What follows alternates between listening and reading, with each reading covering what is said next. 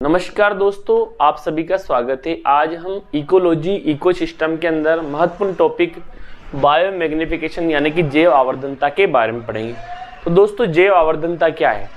जब कोई हानिकारक पदार्थ जैसे डीडीटी, डाइक्लोरो डाइफेनिल ट्राइक्लोरोएथेन, जो कि एक कीटनाशी पदार्थ है, यदि यह कीटनाशी पदार्थ किसी पोषी स्तर में खाद्य श्रृंखला में अगर प्रवेश कर जाता है, यदि कोई उत्पादक इसको ग्रहण करता है तो उस उत्पादक को जो ग्रहण करता है वो प्राथमिक उपभोक्ता होता है।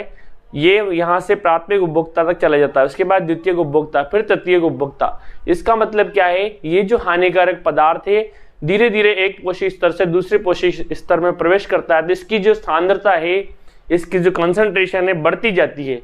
तो आखिरी एंड में जो तृतीयक उपभोक्ता होता है यानी कि आखिरी उपभोक्ता होता है, वहां जाके ये जो डीडीटी है इसकी मात्रा बहुत मात्रा में या बहुत अधिक सांद्रता में बढ़ जाती है। इसे ही हम जैव आवर्धनता कहते हैं। जैसे सपोज कीजिए, जो शैवाल है अगर समुद्र के अंदर या तालाब के अंदर डीडीटी यानी कि कीटनाशी पदार्थ है, तो शैवाल ने उसको ग्रहण किया।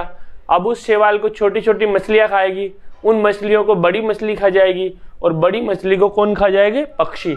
इसका मतलब क्या है? वह डीडीटी जो है वो सभी मछलियों से कहाँ चला गया? बड़ी मछली के पास, और बड़ी मछली के पास सारा इकट्ठा होकर कहाँ चला गया? पक्षी के पास। इसका मतलब डीडीटी की जो मात्रा है वो सबसे ज्यादा किस में पाई जाएगी? वह पक्षी में पाई जाएगी। तो यही क्या है? जैव आवर्धनता है यानी कि बायो मैग्निफिकेशन है।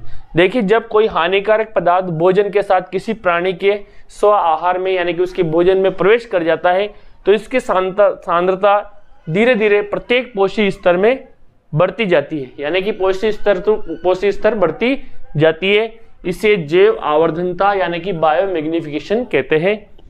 जैसे देखिए, डीडीटी क्या है? इसका पूरा नाम है डाइक्लोरो डाइफेनिल ट्राइक्लोरोएथेन। डीडीटी एक कीटनाशी पदार्थ है। क्या है? यह एक कीटनाशी पदार्थ है, कीटनाशक होता है।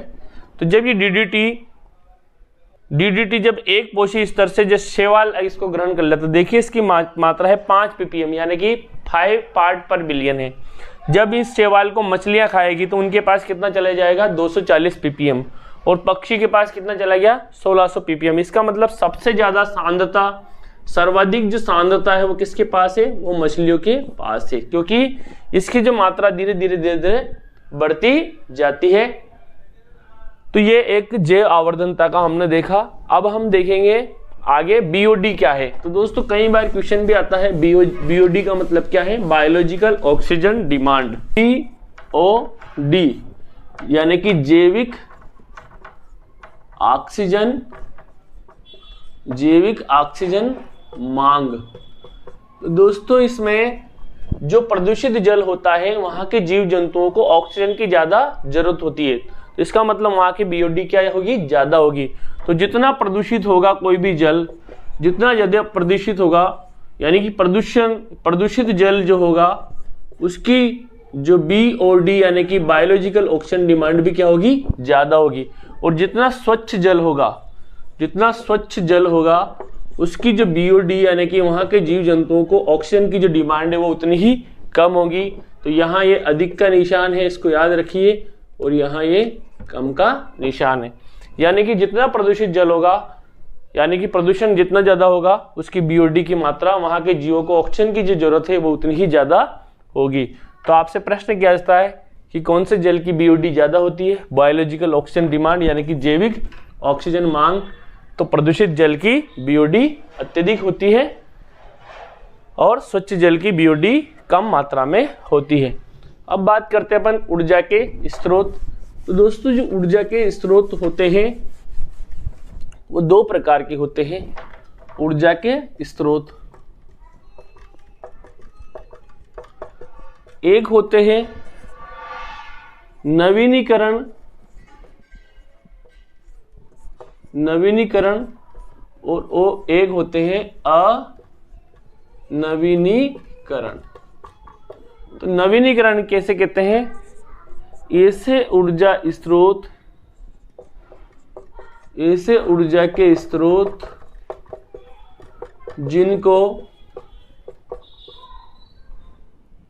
जिनको पुनः प्राप्त कर सकते हैं या ये कभी भी समाप्त नहीं होते हैं। ठीक है, यानी कि नवीनीकरण, जैसे सौर ऊर्जा जैसे सूर्य की ऊर्जा कभी खत्म नहीं होगी।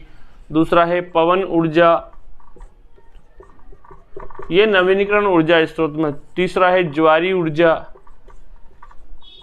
तो ये ऐसे ऊर्जा के स्रोत है जिनको अपन बार बार यूज कर सकते हैं, यानी कि ये इनको एक तरह से अक्षय ऊर्जा भी कह सकते हैं। कह सकते हैं अपन अक्षय ऊर्जा, यानी कि ये कभी भी क्षय नहीं होते हैं। इनको हम गैर परंपरागत ऊर्जा स्रोत भी कहते हैं, गैर परंपरागत, क्योंकि जो परंपरा से हम यूज करते आ रहे हैं वो उनको अनवीनीकरण में रखा गया है। तो ऐसे ऊर्जा के स्रोत जिनको पुनः प्राप्त कर सकते हैं, यानी कि इनको कितनी बार यूज कर लो, बार बार यूज कर सकते हैं, और जो कभी भी समाप्त नहीं होते हैं, ऐसे ऊर्जा स्रोत क्या कहलाते हैं? नवीनीकरण ऊर्जा स्रोत।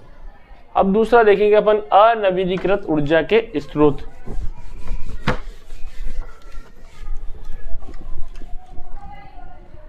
तो दूसरा है अनवीनीकृत ऊर्जा स्रोत किसे कहते हैं? ऐसे ऊर्जा स्रोत जिन्हें एक बार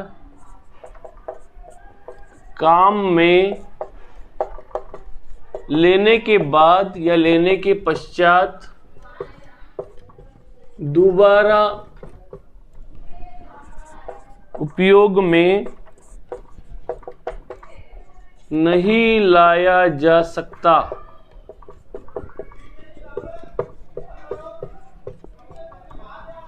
और ये एक निश्चित समय के पश्चात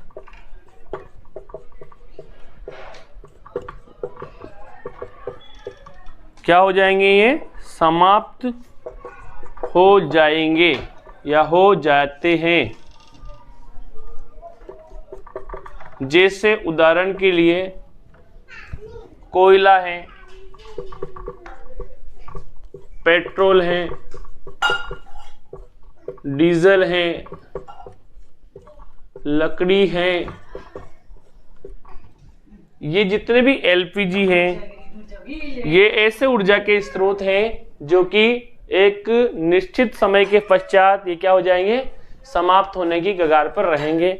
डीजल, पेट्रोल, केरोसिन वगैरह, ये जितने भी ऊर्जा के स्रोत हैं, ये सब क्या हो गए? एक निश्चित समय के पश्चात क्या हो जाएंगे? समाप्त हो सकते हैं। इसलिए इनको क्या कहते हैं अपन?